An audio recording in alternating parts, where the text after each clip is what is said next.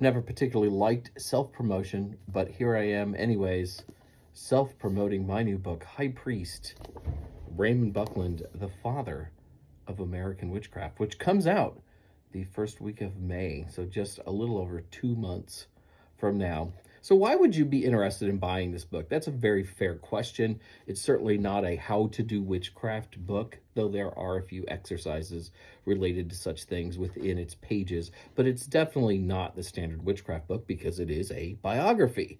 There are not a whole lot of biographies on American witches, or really any contemporary witches.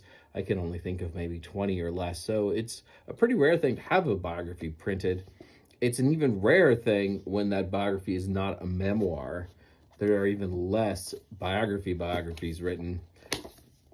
I am not a professional biographer, so I don't know how this book really holds up compared to a lot of other biographies, but I've read it several times now and it doesn't make me throw up. So that's a really good sign.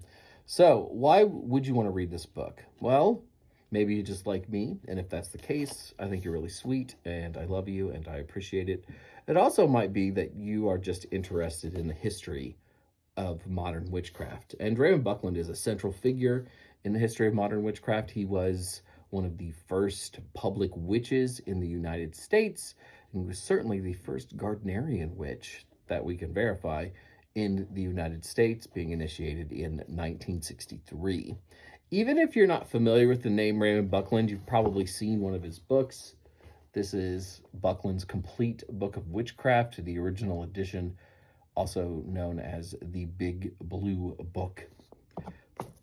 You may like this book, you may not like this book, but I would argue either way, it is the most recognizable witchcraft book ever published because of its large dimensions and, of course, striking blue cover and the pentagram on there.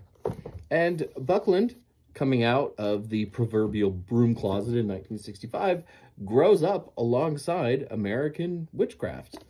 At first, everyone thought you had to be initiated to be a witch, and he's one of the first leaders of the movement to say, here's a self-dedication ritual you can do. Oh, here's a new tradition that I created.